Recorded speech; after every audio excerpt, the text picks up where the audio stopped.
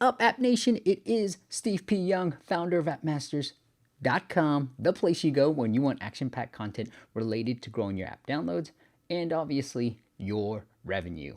And in part 5, can you believe it? Part 5 of this free ASO training, we're going to talk all about how do you optimize for the keywords in your app title, subtitle, keyword field, and so forth. So in our previous video, we showed you all the tools that we use to do keyword research and including building a brand and why it's so critical that you have to these days because it's so competitive, build a brand for your app. Now in this video, I want to show you how do you pull all the data, get the most accurate data, and then use that data to optimize your app store listing. So without further ado, let's get to it. So here's the app that we're going to be looking at. This is one of my apps and we're doing a lot of ASO tests. So I'm sure all of this is going to change as it keeps going forward. But this is the app that we did and I used all the tools. So what you want to do is put together a spreadsheet like this. Okay. Now this is my own patented spreadsheet. Okay. You're not going to find this anywhere else, but here's what we're doing. The key thing is to all the keywords you pulled in part 3 and 4 of this series, you're gonna then put them into an ASO tool. Now, the two that I recommend right now, App Radar being one of them, I love them, so they're so super affordable, or Mobile Action. Now, because we're an agency, we like to use two different tools.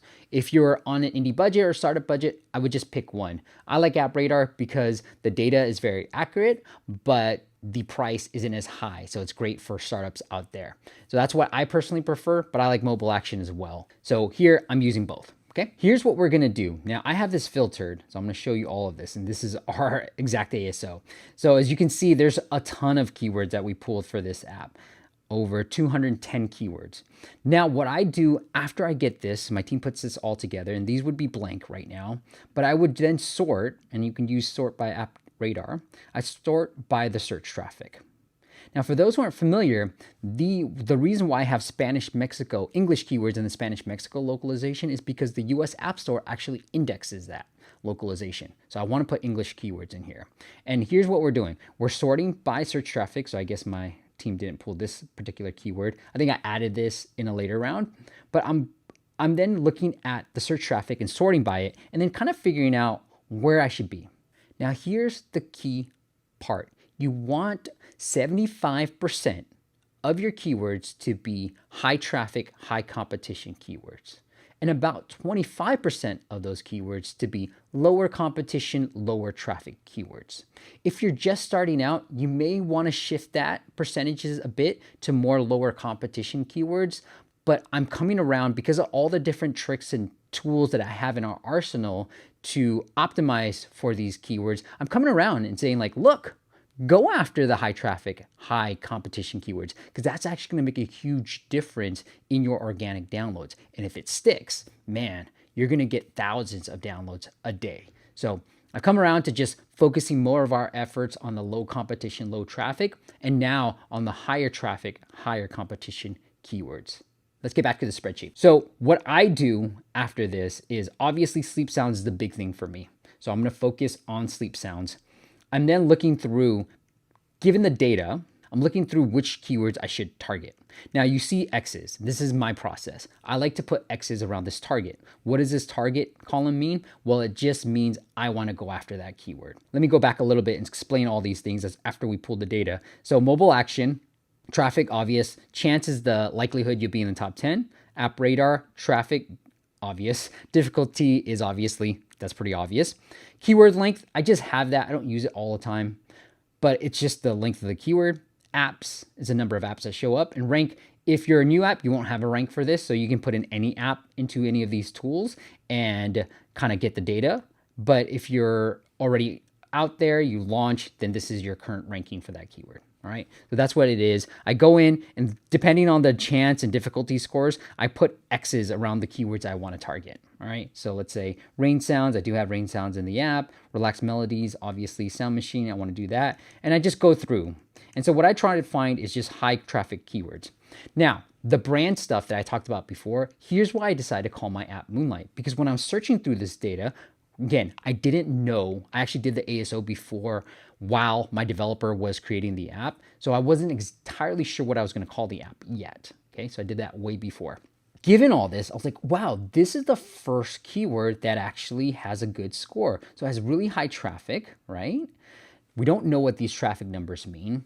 Facebook, Instagram, the very popular apps, they have close to 100. So we're not entirely sure how many downloads this traffic number is going to equate to, but obviously the higher, the better. So here's the first keyword that came in that had a good ring to it. I like it. I looked in the app stores. There weren't too many apps that were ranking for Moonlight that had really a grip hold on the app store. And so I was like, yeah, this is perfect, right? So that's why I decided to call my app Moonlight, because that's my brand now, right? Moonlight. It's associated with sleep.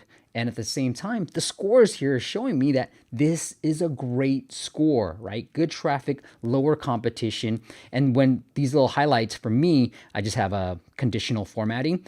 It just shows me if it's green, it's above 70 and it's lower traffic. How I term lower traffic. And if it's below 40, it's yellow. It's like on the verge. If it's under 30, then it's very low traffic. The reason why I like using two different tools, you don't have to use two, but the reason why I like it is because if both tools are telling me it's lower competition, I'm going to likely rank for that. And we are number 5 for Moonlight. I'm trying to get that higher, trying to get into that number 1 spot. And so I'll share with you how we've been able to do that. Cool. All right. Again, these are E's. This was another term that I thought about in terms of potentially for my brand. But you're going to go ahead and depending on, I just go X's. This is things I want to target. So go through this really quick and just put X's around all this stuff. And so what else you can do is after I've done that, I even do this. So I'm going to filter first and foremost off of X's. What I also like to do is sort by the chance scores. Now, mobile action, what I found is going to show me more keywords that are lower competition, whereas App Radar doesn't show that many. Now, which ones have been correct, which ones haven't, that's still up in the air for me. I haven't done a granular look at the two, but what I found is mobile action's a lot more relaxed maybe in their competition. And so I like just sorting by that for now. All right. So reset, that was a good one. So that's why I had reset in here because it obviously makes sense. So I was like, all right, that makes sense. Rachel Ray, maybe not that. Refresh. Okay, interesting. Let me think through that. So I just sort through that and then kind of figure out, because it was going to be a new app, that I wanted to really focus more on the lower competition keywords in the subtitle while still going after the higher competition keywords. Okay. So I'm starting to then, because I've now sorted all the keywords with the X, I'm then starting to think through, okay, where should this keyword be? And so this is why you see US subtitle. It's like, because I used it there. So if I use it anywhere, then I'm going to put it in the title, short title. So I'll just show you like where it is. And then if it's X, means I just didn't get to it, right? Maybe it just didn't fit for what I was trying to do. So I will sort by traffic again, and you can see, I'm like, okay, well, Sleep Sounds, definitely, it's in the US title. I want that in there. I definitely want Moonlight. That's going to be my brand name now. Moving forward, that's in the US title. Manifestation, I was like, it's not hugely important for what I do, but the traffic scores, the difficulty scores are great, and the traffic score is great, that I put it in the Spanish Mexico, and I'm going to figure out like if this is worth continuing to optimize for. And don't pay attention to the ranks because my team just used a previous app that I had as the ranks. So don't worry about that too much. Night Owl, great. So these are the things that you start looking for, right? You want to try to find good high traffic keywords and start optimizing for it. And I like to filter it just so I can get a sense of the difficulty. If it's green, like, okay, go after it. See if it's yellow, it's like right on the verge. And then you can also do difficulty here by App Radar. And I do that a little bit more often because mobile action, I know a lot of keywords are going to be lower difficulty. So I then say, okay, App Radar, you tell me. And then if both tools are telling me low competition, then I'm going to really, really go after that particular keyword. A couple of key things I want to point out. I already referred to the Spanish Mexico. I have English in there. Notice that I have actually different title, app name, and different subtitle in both localizations because I want to target the English speaking US market, right? So I'm using that Spanish Mexico. I'm not putting Spanish in there. I'm using English.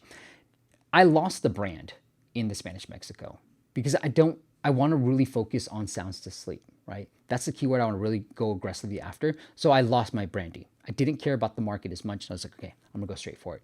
Now, if you care about your branding, you can leave it in there. Hasn't made a huge impact in terms of keyword rankings, in my opinion, anymore. It's just up to personal preference. The other thing that I like to try to do too is the US keywords that I might be using that I really want to optimize for, I end up repeating them in the Spanish Mexico subtitle. I have run a test that if I double up, it actually helps me.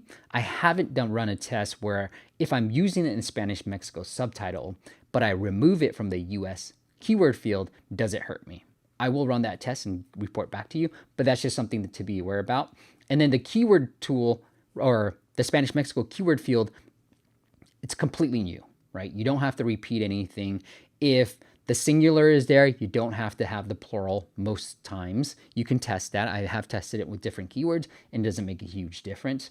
You also do not, and kind of refer this back in another video, but you do not want to put spaces in between the keywords. So if you have cricket, put it in there and you put it space.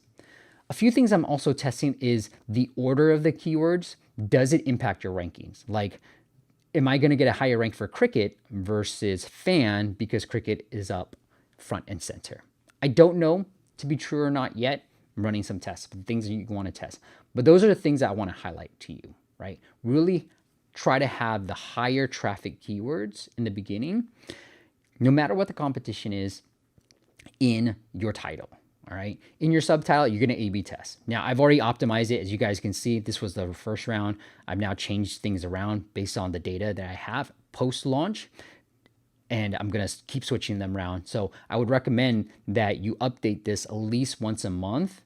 And if you don't have a new build ready, just submit the same code. That's what we did. And then go from there, right? Like, it doesn't really matter.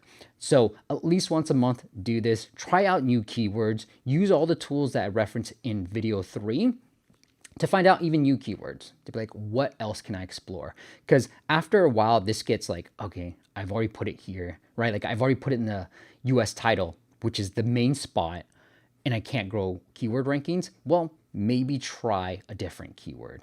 It is about that.